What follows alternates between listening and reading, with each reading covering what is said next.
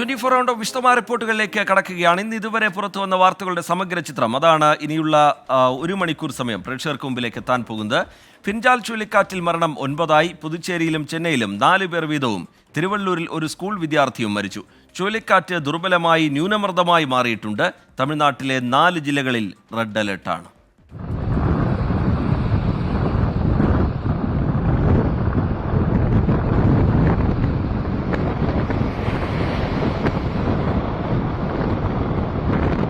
പുതുച്ചേരിയിൽ 4ഉം തിരുവള്ളൂരിൽ 1 മരണവുമാണ് ഇന്നുണ്ടായത്. പുതുച്ചേരിയിൽ വീടുകളിൽ നിന്ന് വെള്ളമിറങ്ങിയപ്പോഴാണ് 2 മൃതദേഹം കണ്ടെത്തിയത്. 2 പേർ ഷോക്കേറ്റ് മരിച്ചു. തിരുവള്ളൂരിൽ വീടിന്റെ ഭിത്തിയിൽ നിന്ന് ഷോക്കേറ്റ സ്കൂൾ വിദ്യാർത്ഥിയാണ് മരിച്ചത്. ചെന്നൈയിൽ ഇന്നലെ 4 പേർ ഷോക്കേറ്റ് മരിച്ചിരുന്നു. ഇന്നലെ രാത്രി കരതൊട്ട ഫിൻജാൽ ചുഴലിക്കാറ്റ് ദുർബലമായ ന്യൂനമർദ്ദമായി മാറി.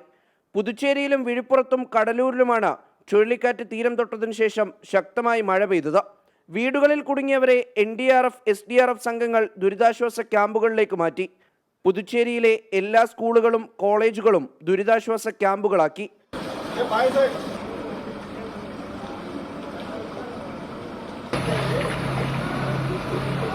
വിഴിപ്പുറത്തും കടലൂരിലുമായി 58 ദുരിതാശ്വാസ ക്യാമ്പുകളിൽ 1373 പേരാണ് കഴിയുന്നത്.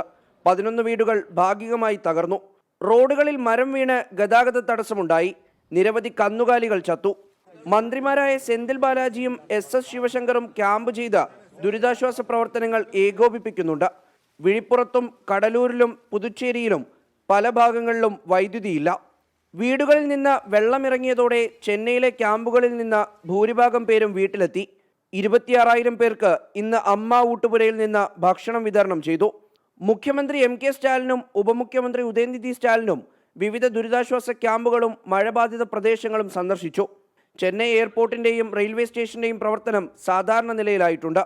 കടലൂർ, വിഴുപ്പുറം, തിരുവള്ളൂർ, കള്ളക്കുറിച്ചി, കൃഷ്ണഗിരി ജില്ലകളിലും പുതുച്ചേരിയിലും നാളെ എല്ലാ വിദ്യാഭ്യാസ സ്ഥാപനങ്ങൾക്കും അവധിയാണ്.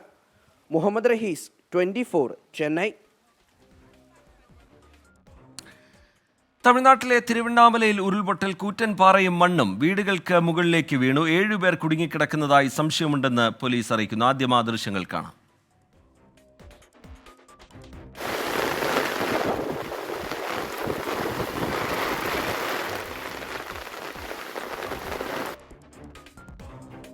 മുഹമ്മദ് റയീസ് ചേരുന്നുണ്ട് വിവരങ്ങളുമായി. റയീസ്, എന്താണ് ഈ ഉരുൾപൊട്ടലുമായി ബന്ധപ്പെട്ട് ലഭ്യമാകുന്ന വിവരം?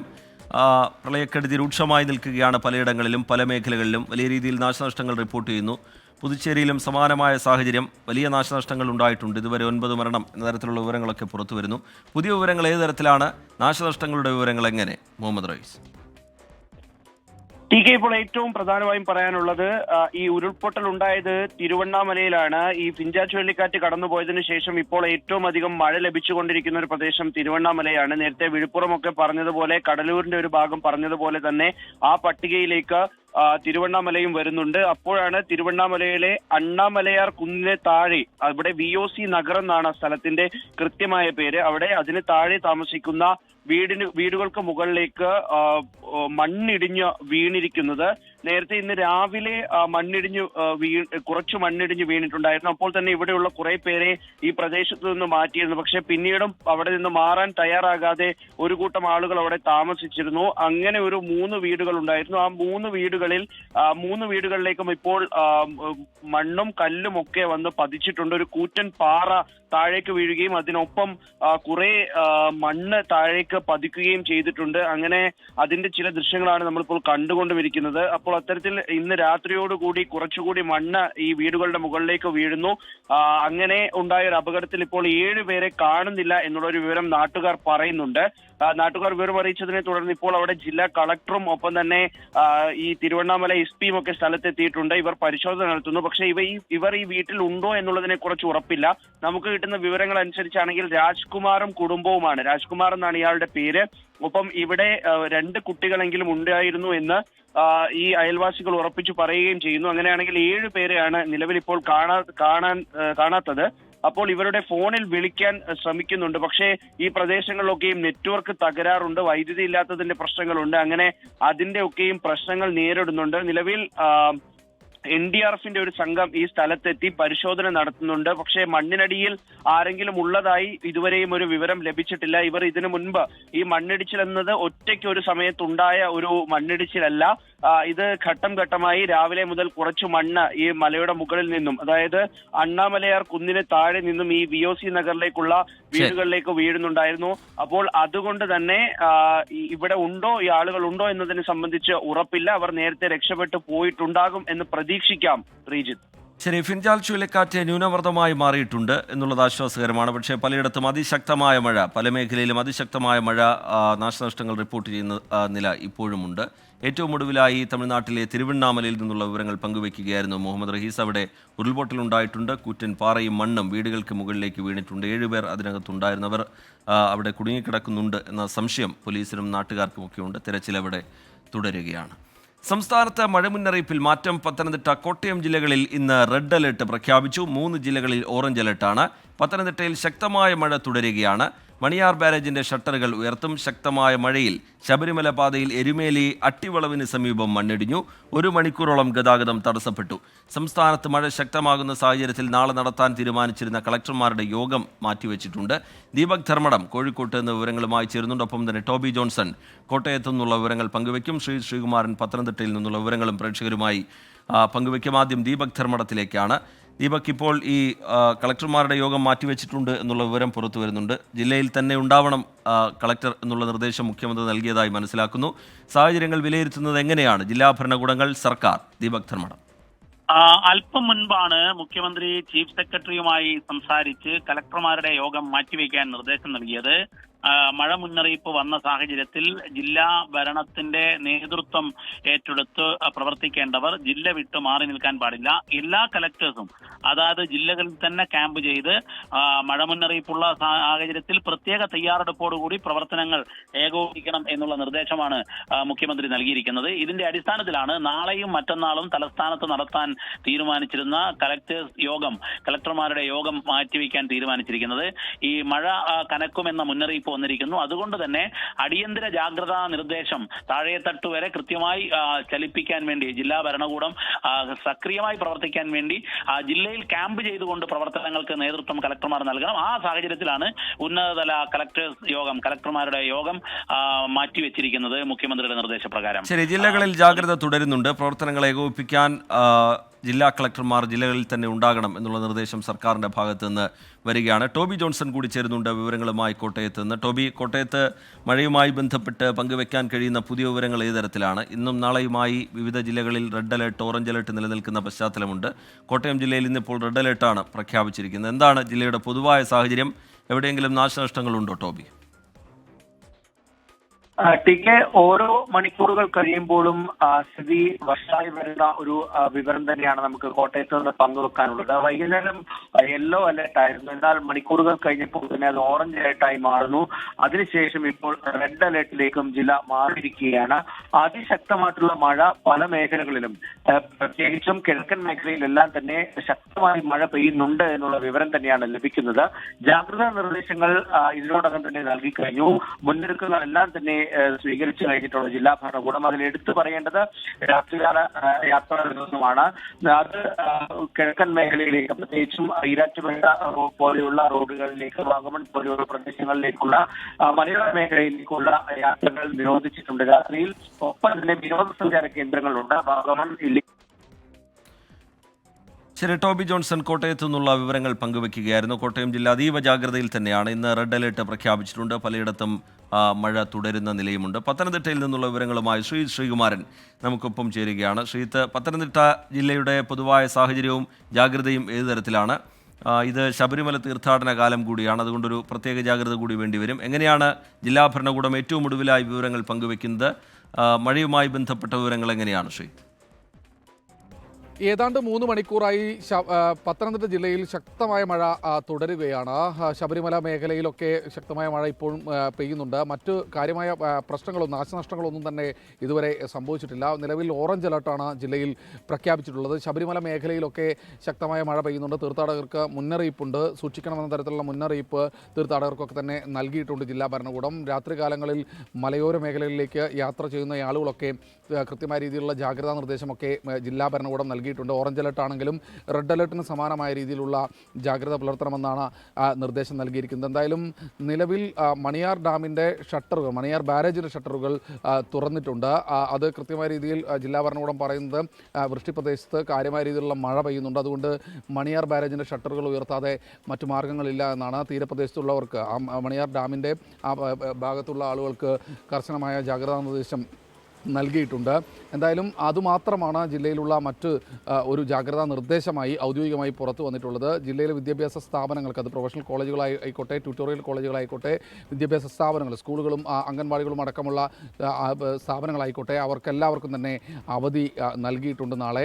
എന്തായാലും ഓറഞ്ച് അലർട്ടാണ്, പക്ഷേ റെഡ് അലർട്ടിന് സമാനമായ രീതിയിലുള്ള ജാഗ്രത പുലർത്തണമെന്ന് അറിയിച്ചിട്ടുണ്ട്. കാര്യമായ രീതിയിലുള്ള മറ്റ് പ്രശ്നങ്ങളില്ല. കോന്നിയിൽ ഒരു ഭാഗത്ത് മരം വീണ് കുറച്ചു നേരം ഗതാഗതം തടസ്സപ്പെട്ടതല്ലാതെ മറ്റ് കാര്യമായ നാശനഷ്ടങ്ങളൊന്നും തന്നെ നിലവിൽ റിപ്പോർട്ട് ചെയ്യാനില്ല. പക്ഷേ റെഡ് അലർട്ടാണ്, ഓറഞ്ച് അലർട്ടാണ്. റെഡ് അലർട്ടിന് സമാനമായ രീതിയിലുള്ള ജാഗ്രത പുലർത്തണമെന്ന് അറിയിച്ചിട്ടുണ്ട്. ജില്ലയിൽ അവധിയിൽ പോയ ഉദ്യോഗസ്ഥരോടൊക്കെ തന്നെ തിരിച്ചു വരാൻ ഇതിനകം തന്നെ അറിയിച്ചിട്ടുണ്ട്. ദുരന്ത നിവാരണ അതോറിറ്റി ഇതിനകം തന്നെ സേവന സന്നദ്ധമായി ജില്ലാ കളക്ടറേറ്റിൽ സേവന സന്നദ്ധരായി എത്തിയിട്ടുണ്ട്. ശരി, ശ്രീകുമാരൻ തയ്യാറാക്കിയ റിപ്പോർട്ടാണ് നമ്മൾ കണ്ടത്. കനത്ത മഴയെ തുടർന്ന് വയനാട്, പത്തനംതിട്ട, കോട്ടയം ജില്ലകളിൽ പ്രൊഫഷണൽ കോളേജ് ഉൾപ്പെടെയുള്ള എല്ലാ വിദ്യാഭ്യാസ സ്ഥാപനങ്ങൾക്കും ജില്ലാ കളക്ടർമാർ നാളെ അവധി പ്രഖ്യാപിച്ചു. ട്യൂഷൻ സെന്ററുകൾക്കും അങ്കണവാടികൾക്കും അവധി ബാധകമാണ്. മുൻ നിശ്ചയിച്ച പ്രകാരമുള്ള സർവകലാശാല പരീക്ഷകൾക്ക് പക്ഷേ മാറ്റമുണ്ടാവില്ല. 24 റൗണ്ടപ്പിലേക്ക് വീണ്ടും CPIM നേതൃത്വത്തെ പ്രതിസന്ധിയിലാക്കി പാർട്ടി ഏരിയ സമ്മേളനങ്ങളിൽ പൊട്ടിത്തെറി. തിരുവനന്തപുരം മംഗലപുരത്ത് സമ്മേളനത്തിൽ നിന്ന് ഇറങ്ങിപ്പോയ ഏരിയ സെക്രട്ടറി പാർട്ടി വിടുമെന്ന് 24 എൻകൗണ്ടർ പ്രൈമിൽ പറഞ്ഞു. കൊല്ലം കരുനാഗപ്പള്ളിയിലെ സംഘടനാ പ്രശ്നത്തിൽ നടപടി പാർട്ടി സമ്മേളനങ്ങൾക്ക് ശേഷമെന്ന് CPIM നേതൃത്വം വ്യക്തമാക്കി.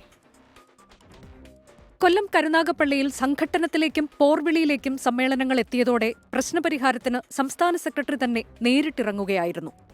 വിഭാഗീയതയിൽ കർശന നടപടിയുണ്ടായേക്കുമെന്ന സന്ദേശം MV ഗോവിന്ദൻ നൽകിയെങ്കിലും പലയിടത്തും സംഘടനാ പ്രശ്നങ്ങൾ തുടരുകയാണ്. തിരുവനന്തപുരം മംഗലപുരത്ത് ഏരിയ സമ്മേളനത്തിൽ നിന്ന് ഏരിയ സെക്രട്ടറിയായിരുന്ന മധു മുല്ലശ്ശേരി ഇറങ്ങിപ്പോയി. ജില്ലാ സെക്രട്ടറി V ജോയിയുടെ നിലപാടിൽ പ്രതിഷേധിച്ചാണ് മധു കടുത്ത നിലപാട് സ്വീകരിച്ചത്. ഏരിയ സെക്രട്ടറി സ്ഥാനത്തേക്ക് നടന്ന മത്സരത്തിൽ മധു പരാജയപ്പെട്ടിരുന്നു.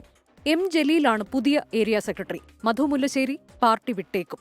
ഒരു കാരണവശാലും പാർട്ടി ജില്ലാ സെക്രട്ടറി V ജോയി ആയിരിക്കുന്നിടത്തോളം കാലം ഏരിയ സെക്രട്ടറി ആയിട്ട് എനിക്ക് തുറന്നു പോകാനായിട്ട് പറ്റില്ല. അതിന്റെ ഭാഗമായിട്ടാണ് ജില്ലാ സമ്മേളനത്തിൽ ഇറങ്ങി വന്ന ഏരിയ സമ്മേളനത്തിൽ നിന്ന് ഇറങ്ങി വന്നത്. തുടർന്ന് എന്ത് വേണമെന്നുള്ളതിനെ കുറിച്ച് ആലോചിച്ചുകൊണ്ടിരിക്കുകയാണ്. ഇതിനിടെ കൊല്ലം കരുനാഗപ്പള്ളിയിലെ സംഘടനാ പ്രശ്നത്തിൽ CPIM നടപടി പാർട്ടി സമ്മേളനങ്ങൾക്ക് ശേഷമെന്ന് സംസ്ഥാന സെക്രട്ടറി MV ഗോവിന്ദൻ വ്യക്തമാക്കി. പ്രശ്നങ്ങൾ വിലയിരുത്തി റിപ്പോർട്ട് നൽകാനാണ് ഏരിയ കമ്മിറ്റിയുടെ ചുമതലയുള്ള അഡ്ഹോക് കമ്മിറ്റിക്ക് നിർദ്ദേശം. ഏരിയ കമ്മിറ്റി പിരിച്ചുവിട്ടതിന് പിന്നാലെ കരുനാഗപ്പള്ളിയിൽ അഡ്ഹോക് കമ്മിറ്റിയുടെ ആദ്യ യോഗം ഇന്ന് ചേർന്നു.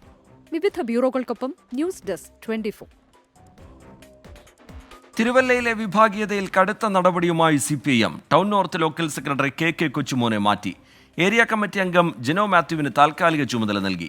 അലങ്കോലമായ തിരുവല്ല നോർത്ത് ലോക്കൽ സമ്മേളനം ഈ മാസം 9 നടത്തും. Thiruvalla north town local committee പ്രവർത്തന റിപ്പോർട്ടിൽ വിഭാഗീയത സംബന്ധിച്ച രൂക്ഷ പരാമർശങ്ങളാണ് ഉണ്ടായിരുന്നത്. ലോക്സഭാ തെരഞ്ഞെടുപ്പിൽ ഡോക്ടർ TM തോമസ് ഐസക്കിനെ തോൽപ്പിക്കാൻ പാർട്ടിയിലെ ഒരു വിഭാഗം ശ്രമിച്ചെന്ന് പ്രവർത്തന റിപ്പോർട്ടിൽ പരാമർശിച്ചിരുന്നു. റിപ്പോർട്ട് അവതരിപ്പിച്ച ഉടനെ തന്നെ സമ്മേളനം അലങ്കോലപ്പെടുകയായിരുന്നു. തിരുവല്ല ഏരിയ സമ്മേളനം ഈ മാസം 11 നടക്കാനിരിക്കെ ടൗൺ നോർത്ത് സമ്മേളനം നടത്താനാവാത്തത് നേതൃത്വത്തിന് മുൻപിൽ വെല്ലുവിളിയായതോടെയാണ് പാർട്ടി സംസ്ഥാന സെക്രട്ടറി MV ഗോവിന്ദൻ നേരിട്ട് പത്തനംതിട്ടയിലെത്തിയത്. കടുത്ത നടപടിയിലേക്ക് പോകേണ്ടി വരുമെന്ന് സംസ്ഥാന സെക്രട്ടറിയുടെ മുന്നറിയിപ്പ്. ലോക്കൽ സെക്രട്ടറിയായിരുന്ന KK കൊച്ചുമോനെ സ്ഥാനത്ത് നിന്ന് നീക്കി. ഏരിയ കമ്മിറ്റി അംഗം ജനോ മാത്യുവിന് പകരം ചുമതല നൽകാനും തീരുമാനം. പത്തനംതിട്ട ജില്ലയിലെ Thiruvalla area north local committee ഉൾപ്പെടെയുള്ള സംഘടനാ കാര്യങ്ങളാണ് ഞങ്ങൾ പരിശോധിച്ചത്. ആ പരിശോധിച്ചതിൻ്റെ ഭാഗമായിട്ട് പാർട്ടി സംഘടനാപരമായിട്ട് സമ്മേളനങ്ങളെല്ലാം പൂർത്തിയാക്കത്തക്ക രീതിയിലുള്ള തീരുമാനവുമായി പാർട്ടി മുന്നോട്ടേക്ക് പോകുക. അതേസമയം തിരുവല്ലയിൽ വിഭാഗീയതയില്ലെന്ന് പത്തനംതിട്ട ജില്ലാ സെക്രട്ടറി KP ഉദയഭാനു. അവിടെ വിഭാഗീയ പ്രവർത്തനങ്ങൾ അവിടെ പ്രത്യേകിച്ചൊന്നുമില്ല. ചില അഭിപ്രായ വ്യത്യാസങ്ങൾ എല്ലാം പറ്റിയിട്ടുണ്ട്. അതെല്ലാം പരിഹരിക്കാൻ തീരുമാനിച്ചു. തിരുവല്ലയിലെ വിഭാഗീയത അവിടെ നടപടിയൊന്നും ഇപ്പോൾ എടുക്കാൻ ആലോചിച്ചിട്ടില്ലല്ലോ. അവിടെ വിഭാഗീയത ഒന്നുമില്ല. സംഘടനാ വിരുദ്ധ പ്രവർത്തനത്തിന്റെ പേരിൽ പാർട്ടി നടപടിയെടുത്ത മുൻ ഏരിയ സെക്രട്ടറി ഫ്രാൻസിസ് V ആന്റണിക്ക് വീണ്ടും താക്കീത് നൽകി. ഈ മാസം 9 ചേരുന്ന സമ്മേളനത്തിൽ ജനോ മാത്യുവിനെ തന്നെ സെക്രട്ടറിയാക്കാനാണ് നേതൃത്വം ആലോചിക്കുന്നത്. ശ്രീജിത്ത് ശ്രീകുമാരൻ, 24 പത്തനംതിട്ട. സംസ്ഥാന തലത്തിൽ വിഭാഗീയതയ്ക്ക് അന്ത്യം കുറിച്ചെങ്കിലും പുതിയ കാല പ്രവണതകളാണ് ഈ സമ്മേളന കാലത്ത് CPIMന് പ്രതിസന്ധിയാകുന്നത്. പാർട്ടി നേതാക്കളുടെ മാഫിയ ബന്ധം മുതൽ സ്വഭാവ ദൂഷ്യം വരെയുള്ള കാര്യങ്ങളാണ് സമ്മേളനത്തെ പിടിച്ചുലയ്ക്കുന്നത്. തുടർഭരണത്തിന്റെ ദൂഷ്യങ്ങളാണിതെന്നാണ് നേതാക്കളുടെ അടക്കം പറച്ചിൽ.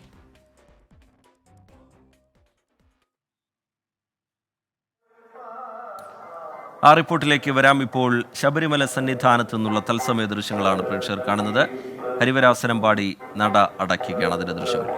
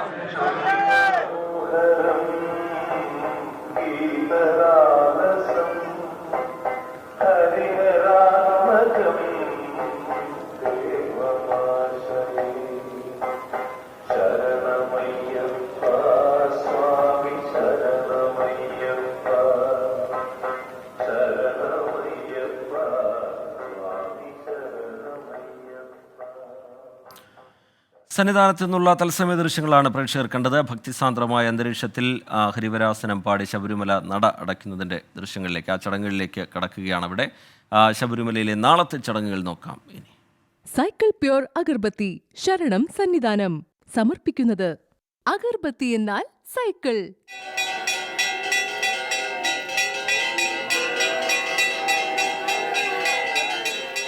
BLM housing cooperative society limited ശബരിമലയിലെ ചടങ്ങുകൾ സമർപ്പിക്കുന്നത് Bharat Lajna multi state housing cooperative society limited.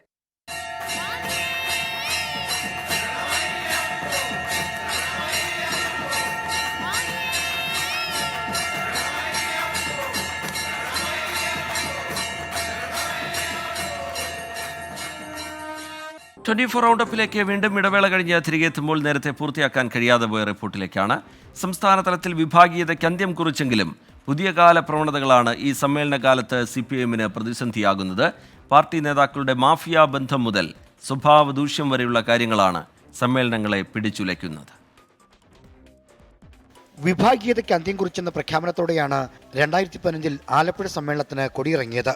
എന്നാൽ ഇപ്പോഴും വിഭാഗീയത പല രൂപത്തിൽ CPIMൽ നിലനിൽക്കുന്നു. രാഷ്ട്രീയ സംഘടനാ പ്രശ്നങ്ങളാണ് മുൻകാലങ്ങളിൽ വിഭാഗീയമായ ചേരിതിരിവിന് വഴിവെച്ചിരുന്നത്. എന്നാൽ ഇപ്പോൾ അതല്ല സ്ഥിതി. പ്രാദേശിക തലം മുതലുള്ള നേതാക്കളുടെ മാഫിയ ബന്ധം, മുതലാളിത്ത ചങ്ങാത്തം, സ്വഭാവദൂഷ്യം തുടങ്ങിയ രാഷ്ട്രീയേതര കാരണങ്ങളാണ് ഇപ്പോഴത്തെ ചേരിതിരിവിന്റെ അടിസ്ഥാനം. ഇതിന്റെ കൃത്യമായ തെളിവാണ് കരുനാഗപ്പള്ളിയിലെ പ്രകടനത്തിലുയർന്ന മുദ്രാവാക്യങ്ങൾ.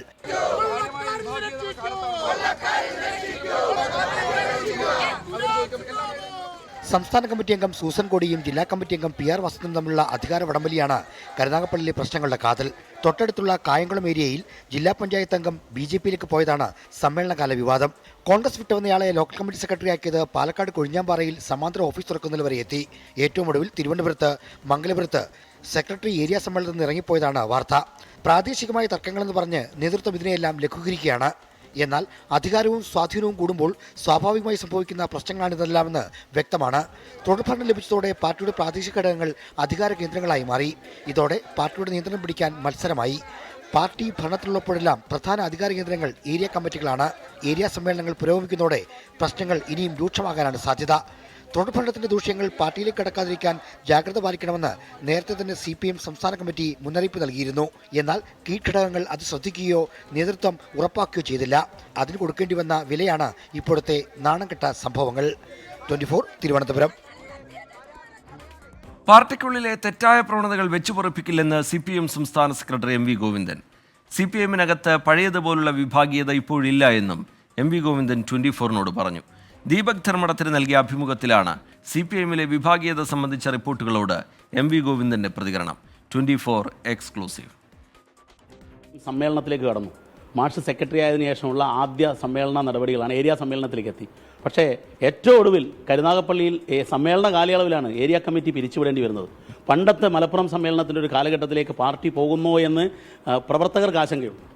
ഒരാശങ്കയ്ക്ക് വഴിയില്ല. പാർട്ടി ശരിയായ നിലപാട് സ്വീകരിച്ചുകൊണ്ട് മാത്രമേ മുന്നോട്ടേക്ക് പോകുള്ളൂ. തെറ്റായ പ്രവണത ഏത് മേഖലയിലുണ്ടായാലും അതിനെ സംരക്ഷിക്കുന്ന ഉത്തരവാദിത്വം കേരളത്തിലെ പാർട്ടിക്കില്ല. പൊതുവായിട്ട് പാർട്ടിക്ക് ഏത് പാർട്ടിക്കും ഇല്ല. സമ്മേളനകാലത്തെ വിഭാഗീയതയിൽ CPIM കൂടുതൽ കടുത്ത നടപടികളിലേക്ക് കടക്കും എന്ന സൂചനയാണ് നേതൃത്വത്തിൻ്റേത്. സംസ്ഥാന സമ്മേളനം നടക്കുന്ന കൊല്ലം ജില്ലയിലുണ്ടായ വിഭാഗീയത നേതൃത്വം വളരെ ഗൗരവത്തിലാണ് കണ്ടത്. തെറ്റുതിരുത്താൻ നിർദ്ദേശം നൽകിയിട്ടും അത് ചെയ്യാത്തവർക്കെതിരെ കർശന നടപടി എന്നതാണ് നിലപാട്. സംഘടനാപരമായിട്ടും രാഷ്ട്രീയമായിട്ടും തീരുമാനിച്ച നിലപാട് സ്വീകരിച്ച് മുമ്പോട്ടേക്ക് പോകുന്നതിനിടയിലാണ് തെറ്റായ പ്രവണതകൾ അവിടെ കാണുന്ന സ്ഥിതിയുണ്ടായത്. അത് തിരുത്തണം എന്ന് അവരോട് പറഞ്ഞു. തിരുത്താൻ ആവശ്യമായ നിലപാട് സ്വീകരിക്കാമെന്ന് സമ്മതിച്ചു. പക്ഷേ സമ്മേളനം ആരംഭിക്കുമ്പോൾ വീണ്ടും തെറ്റായ പ്രവണതകളാണ് കാണുന്നത്. ആലപ്പുഴയിൽ CPIM നേതാവ് BJPയിലേക്ക് പോകുന്നത് കാര്യമാക്കേണ്ടതില്ലെന്നാണ് MV ഗോവിന്ദന്റെ പ്രതികരണം. ഇത്തരത്തിലുള്ള ഒരു നിലപാടുമായി ബന്ധപ്പെട്ട് പാർട്ടി അച്ചടക്കത്തിന് വിധേയമായി പ്രവർത്തിച്ചുകൊണ്ടിരിക്കണം എന്ന നിർബന്ധത്തിലൂടെ അച്ചടക്ക നടപടിക്ക് വിധേയപ്പെട്ട് പാർട്ടിയിലേക്ക് തിരിച്ചു വരണം എന്നും അതുപോലെ തിരിച്ചു വന്നു കഴിഞ്ഞാൽ ഉള്ള പ്രശ്നങ്ങൾക്ക് പരിഹാരം കാണണം എന്നും ചൂണ്ടിക്കാണിച്ച് നിൽക്കുന്ന സന്ദർഭത്തിലാണ് BJPയിലേക്ക് ചേരുന്നത്. അതിലൊന്നും ഞങ്ങൾക്കൊരാശങ്കയില്ല, ഒരു ഉത്കണ്ഠയില്ല. സമ്മേളനങ്ങളിൽ സർക്കാരിനെതിരെ വ്യാപക വിമർശനമെന്ന വാർത്തയും സംസ്ഥാന സെക്രട്ടറി തള്ളുകയാണ്.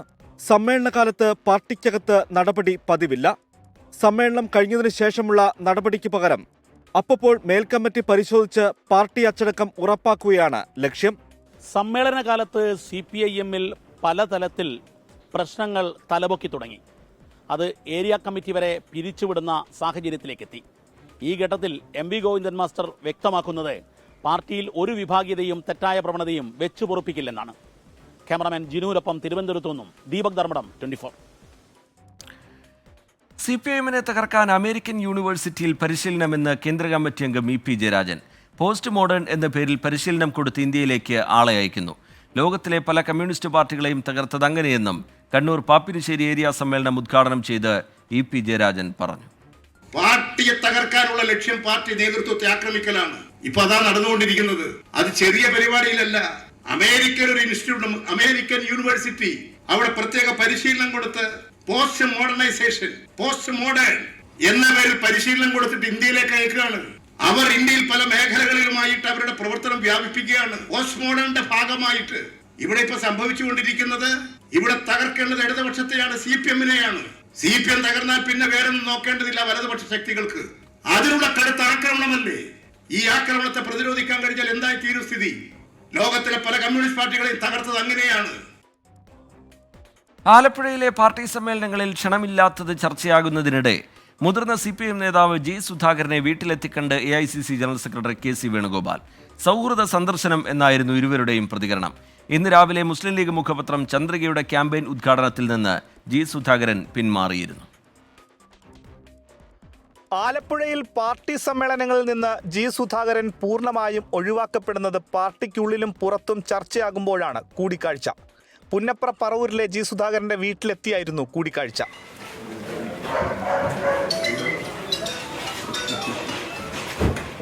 സന്ദർശനത്തിന് രാഷ്ട്രീയമില്ലെന്ന് കൂടിക്കാഴ്ചയ്ക്ക് ശേഷം ഇരുവരുടെയും പ്രതികരണം. ഞങ്ങൾ തമ്മിൽ എത്രയോ വർഷങ്ങളായിട്ടുള്ള സൗഹൃദമുണ്ട്. രാഷ്ട്രീയമായിട്ട് എതിർപ്പ് ഉണ്ടെങ്കിലും സൗഹൃദമുണ്ട്. അപ്പോൾ ഇന്നൊന്ന് അദ്ദേഹത്തെ കാണാൻ വന്നു, അത്രയേ ഉള്ളൂ. CPM-ലേക്ക് വരുമോ? അയാൾ CPM-ലേക്ക് വരുമോ? അദ്ദേഹം വരുമോ? ഇല്ലല്ലോ, പിന്നെന്താ രാഷ്ട്രീയം? CPIM സംഘടനാ പ്രശ്നങ്ങളെക്കുറിച്ചുള്ള ചോദ്യങ്ങളോട് G. സുധാകരന്റെ പ്രതികരണം ഇങ്ങനെ. നിങ്ങൾക്ക് ചെവിക്ക് വല്ല കുഴപ്പമുണ്ടോ? നിങ്ങൾ കേട്ടില്ല, ചെവിക്ക് വല്ല കുഴപ്പമുണ്ടോ? ഞാൻ പലതവണ നിങ്ങളോട് പറഞ്ഞിട്ടുണ്ട് സഹോദരി, ഈ ഓവർ സ്മാർട്ട് ആവല്ലേ. ഇന്ന് രാവിലെ മുസ്ലിം ലീഗ് മുഖപത്രം ചന്ദ്രികയുടെ ക്യാമ്പയിൻ ഉദ്ഘാടനത്തിൽ നിന്ന് G. സുധാകരൻ പിന്മാറിയിരുന്നു. സുധാകരന്റെ വീട്ടിൽ വെച്ചാണ് ചന്ദ്രികയുടെ അമ്പലപ്പുഴ മണ്ഡലത്തിലെ പ്രചരണ ക്യാമ്പയിൻ ഉദ്ഘാടനം നിശ്ചയിച്ചത്. നിലവിലെ രാഷ്ട്രീയ സാഹചര്യത്തിൽ കൂടുതൽ വിവാദങ്ങളിലേക്ക് പോകാൻ താല്പര്യമില്ലെന്ന് ലീഗ് നേതാക്കളെ സുധാകരൻ അറിയിക്കുകയായിരുന്നു. വീട്ടിൽ നിന്നും 1 കിലോമീറ്റർ മാത്രം അകലെ നടന്ന അമ്പലപ്പുഴ ഏരിയ സമ്മേളനത്തിൽ G. സുധാകരനെ ക്ഷണിക്കാത്തത് വിവാദമായിരുന്നു.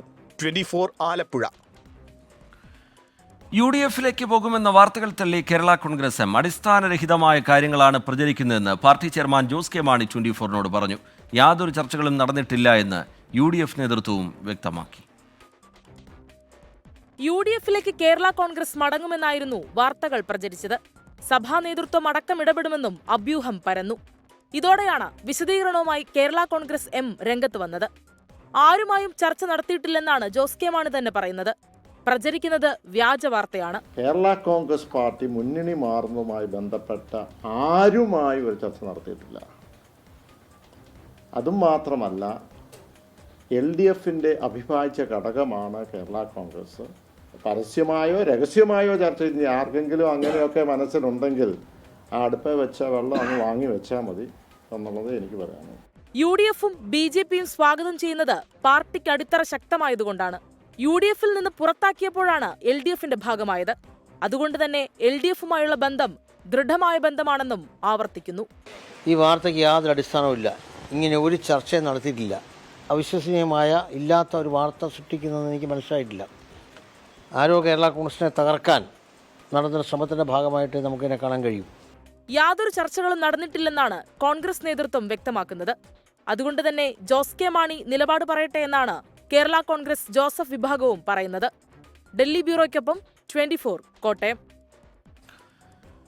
കേരള കലാമണ്ഡലത്തിലെ അധ്യാപകരടക്കമുള്ള താൽക്കാലിക ജീവനക്കാരുടെ കൂട്ടപ്പിരിച്ചുവിടൽ തീരുമാനം റദ്ദാക്കി സാംസ്കാരിക മന്ത്രി. രജിസ്ട്രാറുടെ ഉത്തരവ് റദ്ദാക്കാൻ നിർദ്ദേശം നൽകിയിട്ടുണ്ട്. സൂരജ് സജി തൃശ്ശൂരിൽ നിന്ന് വിവരങ്ങളുമായി ചേരുകയാണ്. സൂരജ്, കേരളത്തിൻ്റെ ഒരു സാംസ്കാരിക മേഖലയിലെ ഒരു തലയെടുപ്പ് എന്നൊക്കെ കലാമണ്ഡലത്തെ നമുക്ക് വിശേഷിപ്പിക്കാവുന്നത്. അവിടുത്തെ പ്രവർത്തനത്തെ തന്നെ ബാധിക്കുന്ന തരത്തിൽ, പ്രതിസന്ധിയിലാക്കുന്ന തരത്തിലുള്ള കൂട്ടപ്പിരിച്ചുവിടൽ, അത് സ്വാഭാവികമായും വലിയ ചർച്ചയാകുന്നു, വലിയ വിമർശനങ്ങൾക്ക് വഴിവെക്കുന്നു. ഇപ്പോൾ സർക്കാരിൻ്റെ ഭാഗത്തുനിന്ന് ഒരു ഇടപെടൽ ഉണ്ടാവുകയാണ്. വിശദാംശങ്ങൾ എന്താണ് സൂരജ് സജി? അവിടെ ഉണ്ടായിരുന്നൊരു പ്രതിസന്ധിയെ പരിഹരിക്കാൻ എങ്ങനെയാണ് ഇനി തുടർ നടപടികൾ ഉണ്ടാവുക സൂരജ്? ഈ കലാമണ്ഡലത്തിലെ കൂട്ടപ്പിരിച്ചുവിടലുമായി ബന്ധപ്പെട്ടുകൊണ്ട് വലിയ വിമർശനമാണ് ഉയർന്നത്. ഇതിന് പിന്നാലെ ഇന്ന് വൈകുന്നേരം ആലത്തൂർ എം പിയും മുൻ മന്ത്രിയുമായിട്ടുള്ള കെ രാധാകൃഷ്ണൻ സാംസ്കാരിക വകുപ്പ് മന്ത്രി സജി ചെറിയാനുമായി വൈകുന്നേരത്തോടുകൂടി ചർച്ച നടത്തുകയായിരുന്നു. ഈ ചർച്ചയിലാണ് ഈ കൂട്ടപ്പിരിച്ചുവിടൽ പിൻവലിക്കാനുള്ള ഒരു ധാരണയിലേക്ക് എത്തിയത്. പിന്നീട് സാംസ്കാരിക മന്ത്രി തന്നെ ഇത് സംബന്ധിച്ച് നിർദ്ദേശം കലാമണ്ഡലം വൈസ് ചാൻസലർക്ക് നൽകുകയും ചെയ്തു. തുടർന്ന് രാത്രിയോടുകൂടി തന്നെ ഈ ഉത്തരവ് പിൻവലിച്ചതായി രജിസ്ട്രാർ തന്നെ ഔദ്യോഗികമായി ജീവനക്കാരെ അടക്കം അറിയിക്കുകയും ചെയ്തിട്ടുണ്ട്. നാളെ മുതൽ തന്നെ ഈ പിരിച്ചുവിട്ട ജീവനക്കാർക്ക് ജോലിയിൽ പ്രവേശിക്കാൻ കഴിയും എന്നുള്ളതാണ് നമുക്ക് ലഭിക്കുന്ന വിവരം. 68 അധ്യാപകർ ഉൾപ്പെടെ അതോടൊപ്പം തന്നെ അനധ്യാപകരെ ചേർത്ത് 125ഓളം പേരെയാണ് പിരിച്ചുവിട്ടത്. ഈ വിദ്യാർത്ഥികളുടെ പഠനമടക്കം പ്രതിസന്ധിയിലാകുന്ന ഒരു സാഹചര്യത്തിലാണ് സർക്കാർ തന്നെ ഇടപെട്ടുകൊണ്ട് ഇപ്പോൾ ഈ യൂണിവേഴ്സിറ്റിയുടെ ഉത്തരവ് പിൻവലിക്കുന്ന നടപടിയിലേക്ക് അടക്കം കടന്നിരിക്കുന്നത്. എന്തായാലും വിദ്യാർത്ഥികളെ സംബന്ധിച്ചും ജീവനക്കാരെ സംബന്ധിച്ചും വലിയ ആശ്വാസകരമായ നടപടിയാണ് ഇപ്പോൾ സർക്കാരിന്റെ ഭാഗത്തു നിന്നുണ്ടായിരിക്കുന്നത്. ശരി, സൂരജ് സജി വിവരങ്ങൾ നൽകുകയായിരുന്നു തൃശ്ശൂരിൽ നിന്ന്. സംസ്ഥാനത്ത് മഴ മുന്നറിയിപ്പിൽ മാറ്റം വരുന്നു. അതിതീവ്ര മഴയ്ക്ക് സാധ്യതയുണ്ട് പലയിടത്തും. 6 ജില്ലകളിൽ നാളെ കേന്ദ്ര കാലാവസ്ഥാ വകുപ്പ് റെഡ് അലർട്ട് പ്രഖ്യാപിച്ചിരിക്കുകയാണ്. ഷഫീദ് റാവുത്തർ വിവരങ്ങളുമായി തിരുവനന്തപുരത്ത് നിന്ന് ചേരുന്നുണ്ട്. ഷഫീദ്, പുതിയ മുന്നറിയിപ്പ് എങ്ങനെയാണ്? ഏതൊക്കെ ജില്ലകൾ ജാഗ്രത പുലർത്തണം? എവിടെയൊക്കെയാണ് റെഡ് ഓറഞ്ച് അലർട്ടുകൾ നിലനിൽക്കുന്നത്? ഷഫീദ്, രജിത്ത്, സംസ്ഥാനത്ത് അതിതീവ്ര മഴയ്ക്ക് സാധ്യതയുണ്ട് എന്നുള്ളതാണ് കാലാവസ്ഥാ വകുപ്പ് ഇപ്പോൾ അറിയിച്ചിരിക്കുന്നത്. ഇതിന്റെ പശ്ചാത്തലത്തിലാണ് സംസ്ഥാനത്ത് ജില്ലകളിൽ റെഡ് അലേർട്ട് പ്രഖ്യാപിച്ചിട്ടുള്ളത്. മലപ്പുറം, കോഴിക്കോട്, വയനാട്, കണ്ണൂർ, പത്തനംതിട്ട, കോട്ടയം ജില്ലകളിലാണ് റെഡ് അലേർട്ട്. കുറഞ്ഞ സമയം കൊണ്ട് വലിയ മഴയുണ്ടാകുന്നതിനാൽ ഇത് മലവെള്ളപ്പാച്ചിലിലേക്കും മിന്നൽ പ്രളയം പോലുള്ള സാഹചര്യത്തിലേക്കും വഴിവെച്ചേക്കാം എന്നുള്ളതാണ് കാലാവസ്ഥാ വകുപ്പിന്റെയും ദുരന്ത നിവാരണ അതോറിറ്റിയുടെയും മുന്നറിയിപ്പ്. നഗരപ്രദേശങ്ങളിലും പൊതുവെ താഴ്ന്ന പ്രദേശങ്ങളിലും വെള്ളക്കെട്ട് രൂപപ്പെടാനുള്ള സാധ്യതയും പ്രവചിക്കുന്നുണ്ട്. ശക്തമായ മഴ ലഭിച്ചുകൊണ്ടിരിക്കുന്ന മലയോര മേഖലയിൽ മണ്ണിടിച്ചിൽ, ഉരുൾപൊട്ടൽ, മലവെള്ളപ്പാച്ചിൽ സാധ്യതയുള്ള പ്രദേശങ്ങളിലുള്ളവർ സുരക്ഷിതമായ സ്ഥലത്തേക്ക് പകൽ സമയത്ത് തന്നെ മാറി താമസിക്കാൻ തയ്യാറാവണമെന്ന് ദുരന്ത നിവാരണ അതോറിറ്റിയും സംസ്ഥാന സർക്കാരും മുഖ്യമന്ത്രി ഇപ്പോൾ സമൂഹ മാധ്യമങ്ങളിലൂടെയും അറിയിച്ചിട്ടുണ്ട്. സ്ഥിരമായി വെള്ളക്കെട്ട് രൂപപ്പെടാറുള്ള താഴ്ന്ന പ്രദേശങ്ങളിൽ താമസിക്കുന്നവർ സാഹചര്യം വിലയിരുത്തി തയ്യാറാക്കപ്പെടുന്ന ക്യാമ്പുകളിലേക്ക് മാറണം.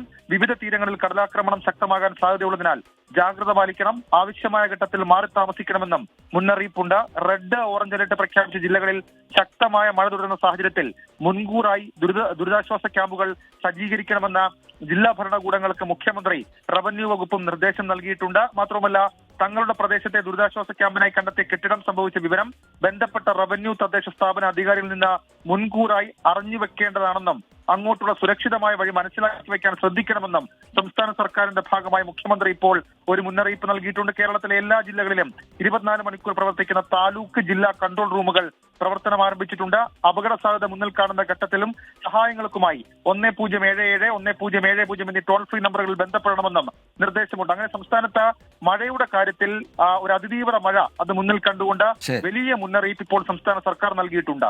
റിജിത്ത്, ശരി, 6 ജില്ലകളിൽ നാളെ കേന്ദ്ര കാലാവസ്ഥാ വകുപ്പ് റെഡ് അലർട്ട് പ്രഖ്യാപിച്ചിട്ടുണ്ട്. മലപ്പുറം, കോഴിക്കോട്, വയനാട്, കണ്ണൂർ, പത്തനംതിട്ട, കോട്ടയം ജില്ലകളിലാണ് റെഡ് അലർട്ട്. റെഡ് അലർട്ടും ഓറഞ്ച് അലർട്ടും നിലനിൽക്കുന്ന ജില്ലകളിൽ പ്രത്യേക ജാഗ്രത അവിടെയുള്ള ജനങ്ങൾ പാലിക്കണം എന്നുള്ള നിർദ്ദേശം ഒരിക്കൽ കൂടി ആവർത്തിക്കുകയാണ്. അപകടങ്ങൾ ഉണ്ടാകാൻ സാധ്യതയുള്ള ഇടങ്ങളിൽ നിന്ന് സുരക്ഷിതമായി മാറി താമസിക്കണം എന്നതടക്കമുള്ള നിർദ്ദേശങ്ങൾ സർക്കാർ നൽകുന്നുണ്ട്. അതെല്ലാവരും കൃത്യമായി പാലിക്കുകയും ചെയ്യണം. ഇടുക്കിയിൽ നിന്ന് പുതിയൊരു വിവരം പുറത്തു വരുന്നത്, കനത്ത മഴ തുടരുന്ന സാഹചര്യത്തിൽ അപകട സാധ്യത ഒഴിവാക്കുന്നതിനായി തിങ്കളാഴ്ച ഇടുക്കി ജില്ലയിലെ പ്രൊഫഷണൽ കോളേജ് ഉൾപ്പെടെയുള്ള എല്ലാ വിദ്യാഭ്യാസ സ്ഥാപനങ്ങൾക്കും ജില്ലാ കളക്ടർ അവധി പ്രഖ്യാപിച്ചു എന്നതാണ്. 24 റൗണ്ടപ്പിലേക്ക് വീണ്ടും ശോഭാ സുരേന്ദ്രൻ, എൻ ശിവരാജൻ ഉൾപ്പെടെയുള്ള നേതാക്കളെ കുറ്റപ്പെടുത്തി പാലക്കാട് ഉപതെരഞ്ഞെടുപ്പ് തോൽവിയിൽ BJP കേന്ദ്ര നേതൃത്വത്തിന് സംസ്ഥാന നേതൃത്വത്തിന്റെ റിപ്പോർട്ട്. വോട്ട് മറിക്കുന്നതിൽ സന്ദീപ് വാര്യരുടെ സ്വാധീനമുണ്ടായെന്നും റിപ്പോർട്ടിലുണ്ട്. BJPക്കുള്ളിലെ സംഘടനാ പ്രശ്നങ്ങൾ സംബന്ധിച്ച ചോദ്യങ്ങൾക്ക് ഭീഷണിയുടെ സ്വരത്തിലായിരുന്നു മാധ്യമങ്ങളോട് സംസ്ഥാന അധ്യക്ഷൻ കെ സുരേന്ദ്രന്റെ പ്രതികരണം. ഈ മാസം 7, 8 തീയതികളിൽ കൊച്ചിയിൽ ചേരുന്ന തെരഞ്ഞെടുപ്പ് അവലോകന യോഗത്തിന് മുന്നോടിയായാണ് റിപ്പോർട്ട് സമർപ്പിച്ചത്. ശോഭാ സുരേന്ദ്രനും പാലക്കാട്ടെ 4 കൗൺസിലർമാർക്കും എതിരെ റിപ്പോർട്ടിൽ കടുത്ത പരാമർശങ്ങളാണുള്ളത്. ശോഭാ സുരേന്ദ്രനും കൗൺസിലർ സ്മിതേഷും സ്ഥാനാർത്ഥിക്കെതിരായി പ്രവർത്തിച്ചതായും നഗരസഭയിൽ പ്രവർത്തനം മന്ദീഭവിപ്പിക്കാൻ ശ്രമം നടന്നുവെന്നും റിപ്പോർട്ടിൽ വ്യക്തമാക്കുന്നു. പുറത്തുനിന്നെത്തിയവർ തങ്ങളുടെ വാർഡിൽ പ്രചാരണം നടത്തുന്നതിനെ ആരോപണ വിധേയരായ കൗൺസിലർമാർ എതിർത്തെന്നും ആക്ഷേപമുണ്ട്. എന്നാൽ റിപ്പോർട്ടിന്മേൽ മാധ്യമങ്ങളോട് ക്ഷോഭിച്ച് കെ സുരേന്ദ്രൻ രംഗത്തെത്തി. ആരെങ്കിലും എഴുതി ഫോർവേഡ് ചെയ്യുന്ന മെസ്സേജ് പത്രത്താളുകളിലും ചാനലുകളിലും അടിച്ചുവിടാൻ നിങ്ങളൊക്കെ ഒരു എത്തിക്സിൻ്റെ ഒരു അംശം പോലും നിങ്ങൾക്കില്ല. നിങ്ങളെയൊക്കെ കൈകാര്യം ചെയ്യുമെന്ന് ഞാൻ പറഞ്ഞത് ഇനിയുള്ള ദിവസങ്ങളിൽ നിങ്ങളെ ഓഫീസിലേക്ക് ഞങ്ങൾ നേരെ വരും, ചോദിക്കാൻ തന്നെയാണ്. കള്ള വാർത്തകൾ, പ്ലാൻ ചെയ്ത വാർത്തകൾ കൊടുത്താൽ ആ പത്രത്തിൻ്റെ ഓഫീസിൽ നേരെ വന്ന് ഞങ്ങൾ ചോദിക്കും. അതേസമയം കണ്ണാടി പഞ്ചായത്തിൽ വോട്ട് മറിക്കാൻ ശ്രമം നടത്തിയെന്ന് തെളിവ് സഹിതമാണ് റിപ്പോർട്ട് നൽകിയത്. ഒരു പഞ്ചായത്ത് ഭാരവാഹിയുമായുള്ള സംഭാഷണം പുറത്തായതോടെ ജാഗ്രത പാലിക്കാനായെന്നും റിപ്പോർട്ടിൽ പറയുന്നു.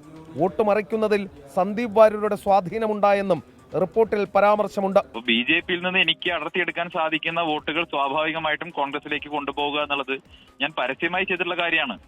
ഞാൻ BJPക്കാർ സാധാരണ ചെയ്യുന്നത് പോലെ രഹസ്യമായി പോയി വോട്ട് മറിച്ചയാളല്ല. പരസ്യമായി കോൺഗ്രസ് സ്ഥാനാർത്ഥിക്ക് പിന്തുണ പ്രഖ്യാപിച്ച് കോൺഗ്രസിൽ ചേർന്ന് പ്രവർത്തിച്ചയാളാണ്. പാലക്കാട്ട് സി കൃഷ്ണകുമാർ ലഭിക്കാവുന്ന മികച്ച സ്ഥാനാർത്ഥി തന്നെയെന്നും ഉപതെരഞ്ഞെടുപ്പിൽ സമാഹരിക്കാവുന്ന പരമാവധി വോട്ടുകൾ ലഭിച്ചതായും റിപ്പോർട്ട് കൂട്ടിച്ചേർക്കുന്നു. ചില മുതിർന്ന നേതാക്കളുടെ ഓഡിയോ ക്ലിപ്പ് സഹിതമാണ് റിപ്പോർട്ട് കേന്ദ്ര നേതൃത്വത്തിന് സമർപ്പിച്ചിട്ടുള്ളത്.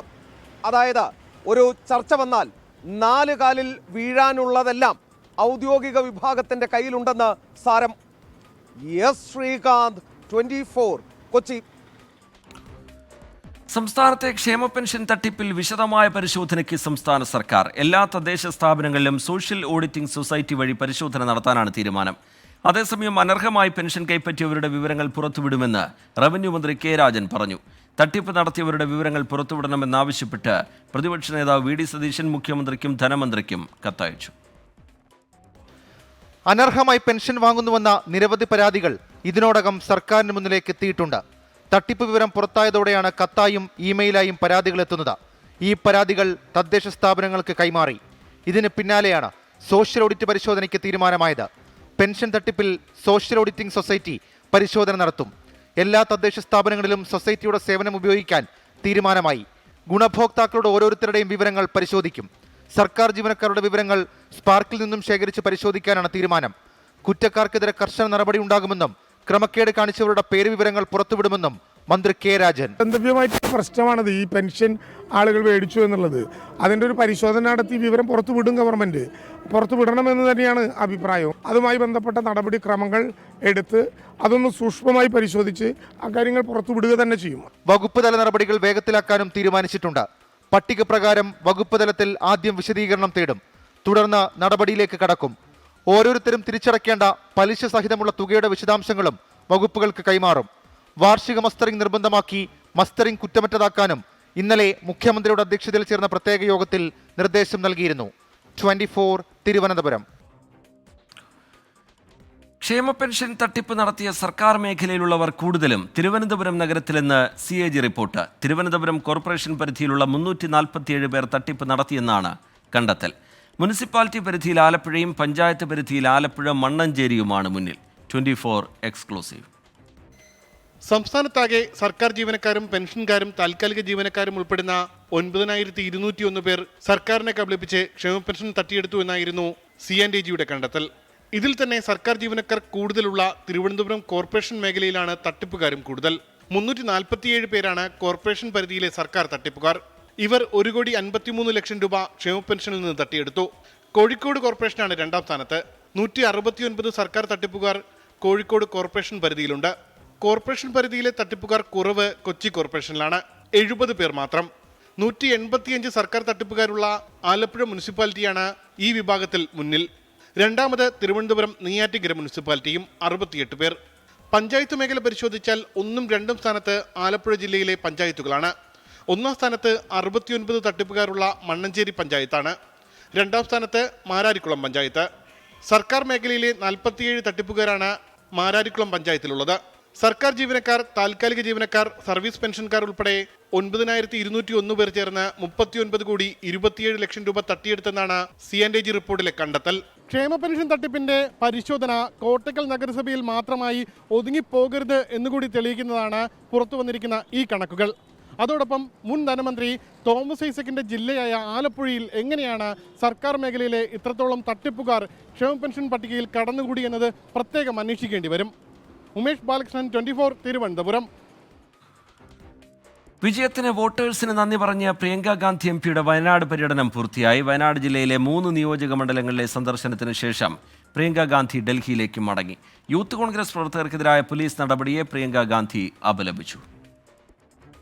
ഇന്ത്യയുടെ പ്രിയങ്കരിയായ പ്രിയങ്ക ഗാന്ധി മാനന്തവാടി ഗാന്ധി പാർക്കിൽ എത്തിച്ചേരുകയാണ്.